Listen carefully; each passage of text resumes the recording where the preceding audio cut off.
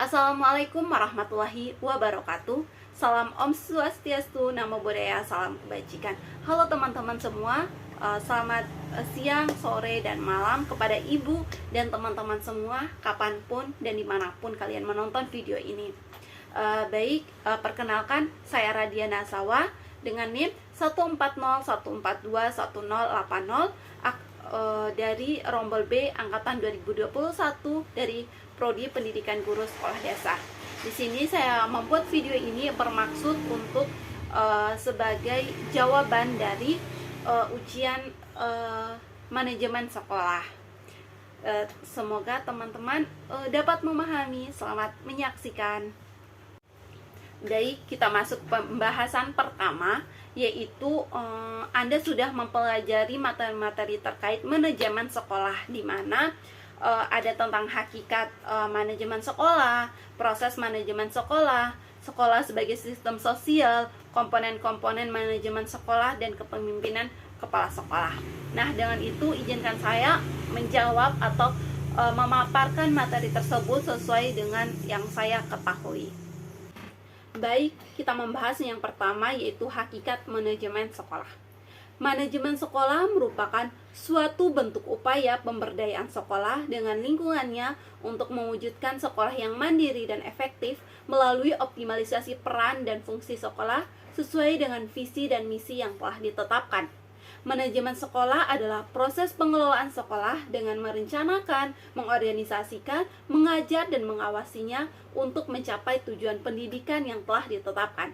Hakikatnya, manajemen adalah merupakan proses pemberian bimbingan, pimpinan, pengaturan, pengendalian, dan pemberian fasilitas lainnya. Kita membahas yang kedua, yaitu proses dari manajemen sekolah. Proses manajemen sekolah yang pertama yaitu perencanaan.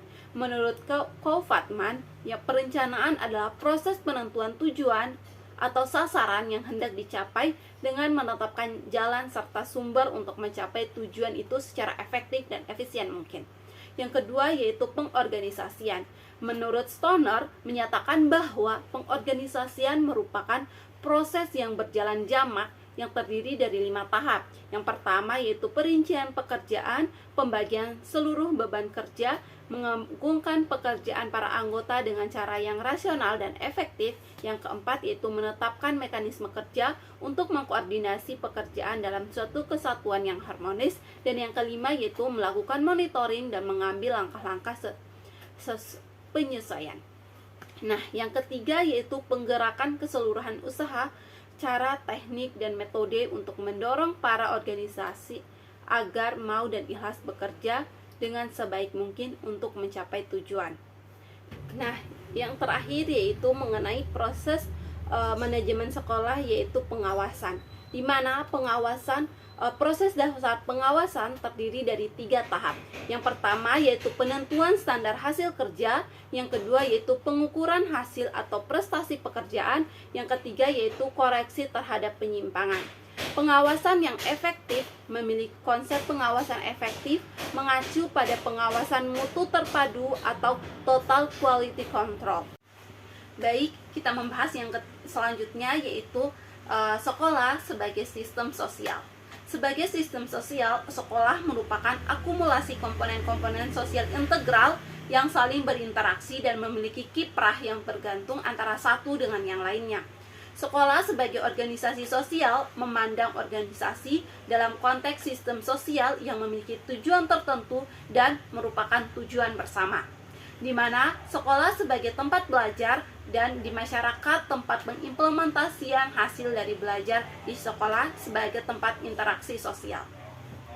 Baik, kita membahas selanjutnya tentang komponen manajemen sekolah. Komponen manajemen sekolah yang pertama yaitu pengembangan kurikulum dan program pembelajaran, di mana perlu diadakan bimbingan, arahan, dan evaluasi dalam pelaksanaannya oleh manajer sekolah. Tujuan dari pengembangan kurikulum dan program pengajaran adalah untuk berusaha agar proses pembelajaran berjalan dengan baik. Nah, yang kedua yaitu manajemen tenaga kependidikan, di mana ini bertujuan untuk mendayagunakan tenaga kependidikan secara efektif dan efisien untuk mencapai hasil yang optimal, namun tetap dalam kondisi yang menyenangkan. Yang ketiga yaitu membahas mengenai manajemen kesiswaan. Ini bertujuan untuk mengukur berbagai kegiatan dalam bidang kesiswaan agar kegiatan pembelajaran di sekolah dapat berjalan secara lancar, tertib, teratur, serta mencapai tujuan pendidikan sekolah dari masuk sampai peserta didik tersebut keluar kembali dari sekolah. Yang keempat yaitu komponen keuangan dan pembiayaan, di mana pada suatu sekolah merupakan komponen produksi yang berkaitan dengan anggaran sekolah. Ini tujuan manajemen keuangan yaitu financial planning, implementasi dan evaluasi. Masuk ke manajemen yang kelima yaitu manajemen sarana dan prasarana, di mana manajemen sarana dan prasarana pendidikan bertugas mengatur dan menjaga sarana dan prasarana pendidikan agar dapat memberikan kontribusi yang optimal dan berarti pada jalannya proses pendidikan. Selanjutnya yaitu manajemen layanan khusus, di mana manajemen ini meliputi manajemen perpustakaan, manajemen kesehatan, dan manajemen sekolah. Selanjutnya kita membahas mengenai kepemimpinan kepala sekolah. Kepemimpinan kepala sekolah merupakan kemampuan dan wewenang untuk mempengaruhi, menggerakkan, dan mengarahkan tindakan serta mendorong timbulnya kemauan yang kuat dengan penuh semangat dan percaya diri para guru, staf, dan siswa dalam melaksanakan tugasnya masing-masing demi kemajuan dan memberikan inspirasi sekolah dalam mencapai tujuannya.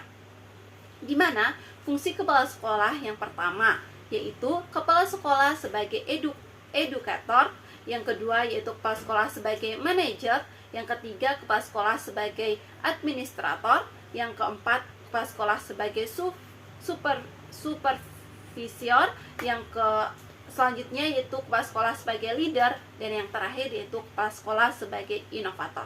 Dengan itu kepala sekolah adalah pemimpin untuk sekolahnya tersebut, sehingga bagaimana sekolah berjalan dengan baik sesuai dengan seorang pemimpinnya, yaitu kepala sekolah. Nah, selanjutnya pembahasan selanjutnya yaitu mengenai dalam realita, meskipun sudah sekolah negeri diberlakukan sistem zonasi, di mana terdapat sekolah baik madrasah, baik SD, SMP, MTS, SMA, MA, dan MK bisa dikatakan favorit. Dengan itu kita akan membahas, nah apa aja sih yang akan dibahas. Ada sekolah yang kekurangan peserta, di sisi lain ada juga sekolah yang sudah melebihi kapasitas sekolahnya tersebut. Nah, mengapa suatu sekolah itu bisa dikatakan favorit atau unggulan?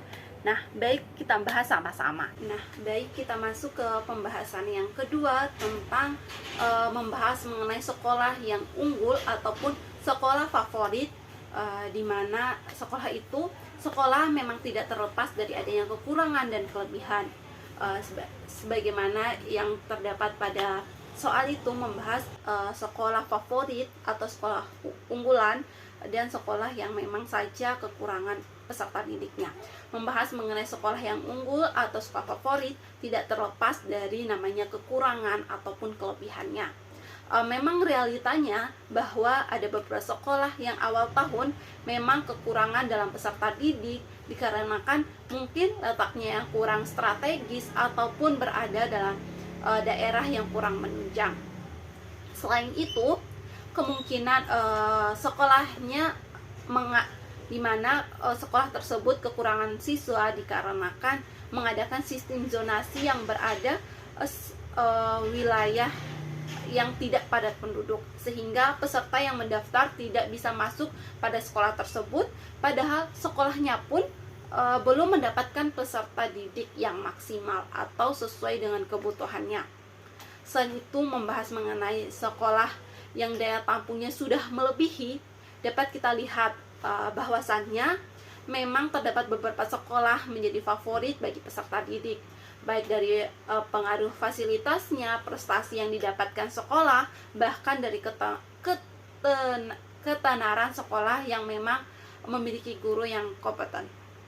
Dengan itu, orang tua dari peserta didik menginginkan anaknya masuk pada sekolah-sekolah yang memang favorit atau memiliki kapasitas yang terbaik agar anaknya mendapatkan pembelajaran yang terbaik. Selain itu, tempat yang strategis dan menunjang menyebabkan banyaknya peserta didik yang memilih pada sekolah tersebut, dan sehingga sekolah yang terdapat pada daerah yang padat penduduk. Sekolah yang dikatakan favorit atau unggulan memang memiliki kelebihan yang dapat dilihat, namun tidak menuntut kemungkinan juga sekolah yang dianggap biasa memiliki kelebihan yang baik. Begitu teman-teman, sehingga mereka sudah bersaing.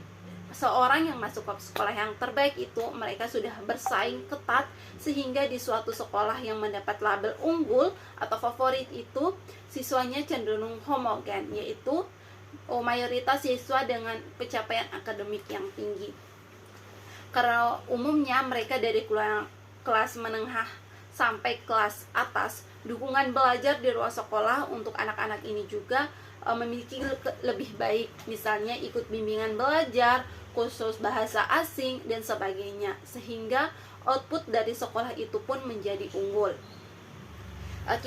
Kita semua ingin sekolah di sekolah unggul. Sama baiknya setiap anak mendapatkan kesempatan belajar di ruang kelas yang baik kondisinya dan diajar oleh guru-guru yang kompeten. Dengan itu bisa dikatakan bahwa setiap sekolah itu memang sama, namun dapat dilihat juga dari bagaimana gurunya mengajar, fasilitas